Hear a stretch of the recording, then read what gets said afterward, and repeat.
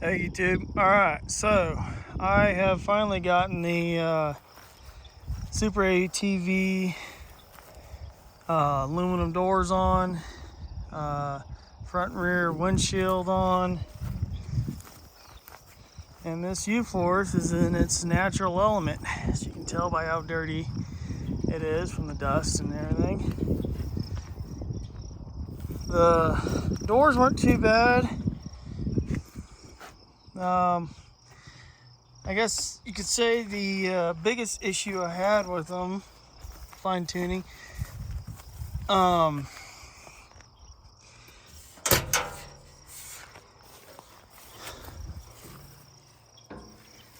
do like that they open nearly 180 degrees. I'd call that like a 178.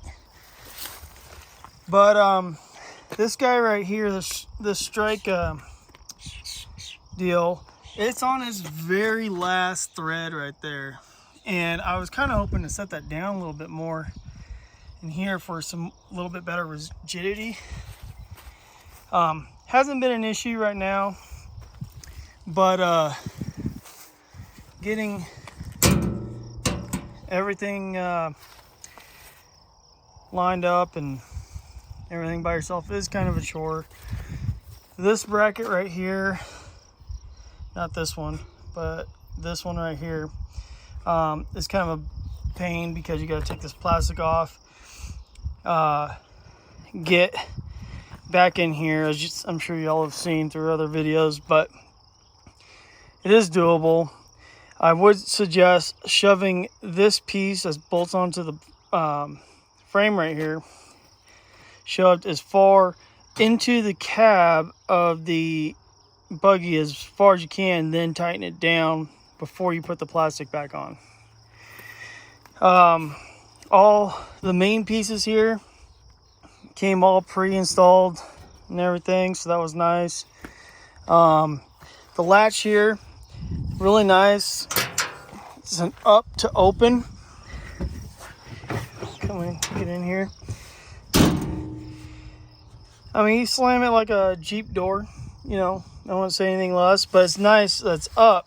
So I just run my fingers down, kind of hit it with my thumb, and it pops right open.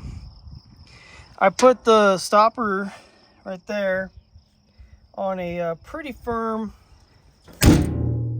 stopping deal, and I mean, that's not going to rattle going down the road.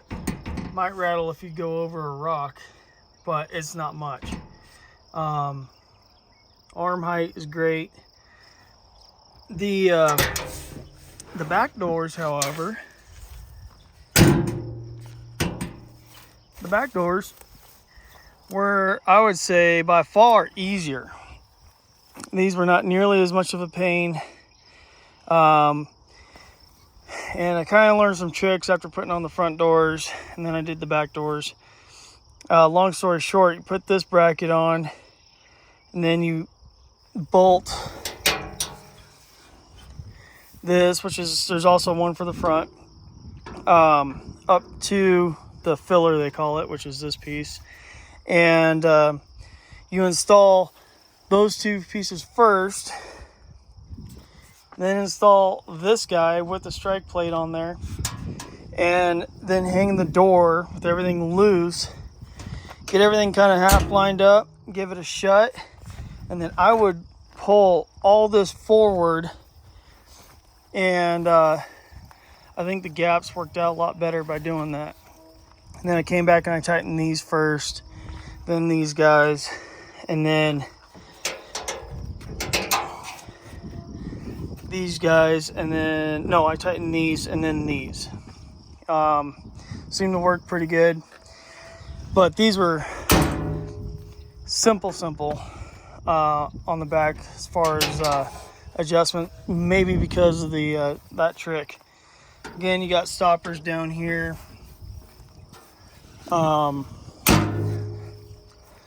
Now for you hunters, I know you're probably like me, when you get out of a rig, or you want to get in a rig, you do so without a big drum going off. So to do that, get out. You can open these fairly quiet. I'll do that again without me talking.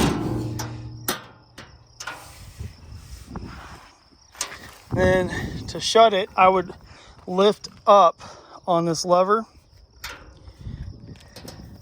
give it a hip, and let it down. And that's kind of a half closed situation. You're not fully closed, but it's not like you're locking this thing, so, or the lights are going to stay on or anything like that. But I don't know who did this. Must have been my kids. But yeah, I mean, as far as all that, I think these doors are pretty handy. We'll see what the scratching does. This is all from grass. I haven't even taken it out in the bush yet. Been driving through that and over this bridge, checking horse water, and down through there. It's just dust and grass. I'm not too worried about it. We'll see what happens with a good washing and whatnot. This back windshield. So unlike the front windshield, I had to put all this weather guard stripping in here. That wasn't too bad. Highly recommend a rubber mallet to get it pounded on the edges. I got it so tight, I ended up kind of tearing the rubber right here on the exterior. We'll see if that becomes an issue. But my God, the dust out here is just relentless. I have yet to wash these windows with soap and water. This is straight, pull off the blue and install it and go to work because I needed to use it for work. So, but yeah, front and back get dusty. Yeah, we'll see how that all works out.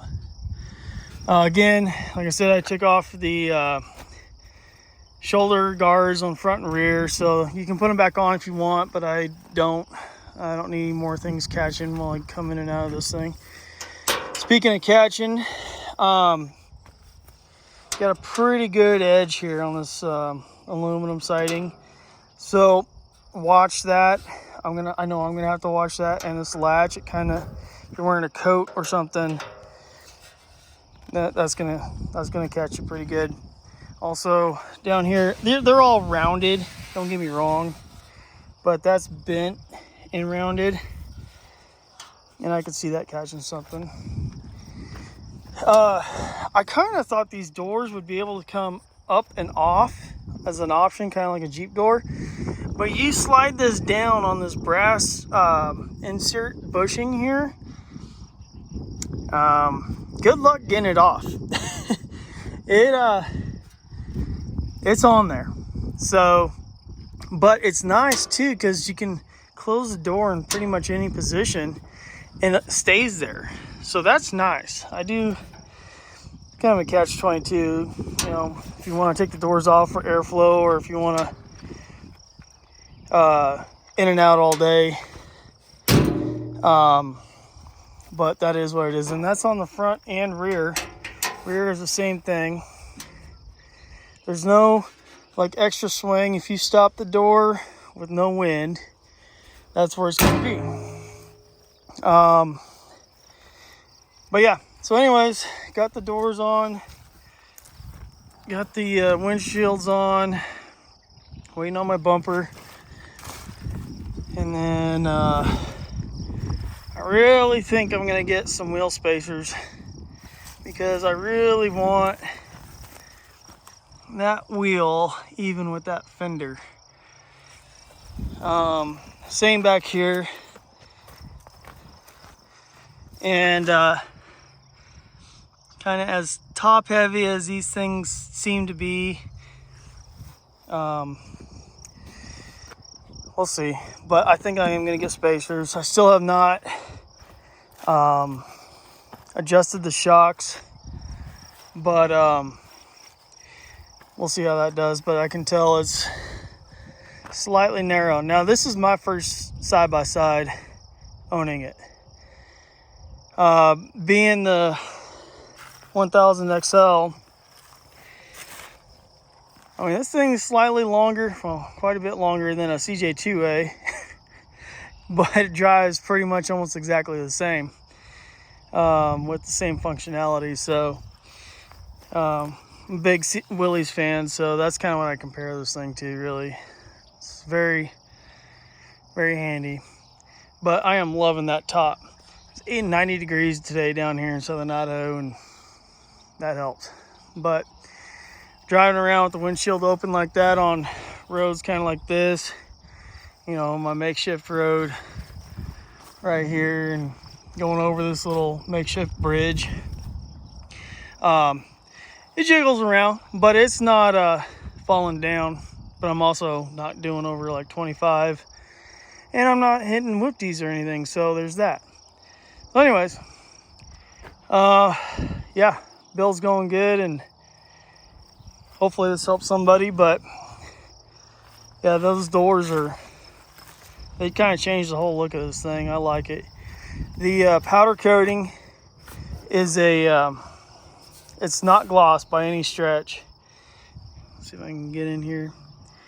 You can see just a powder coating that has a slight rough to it.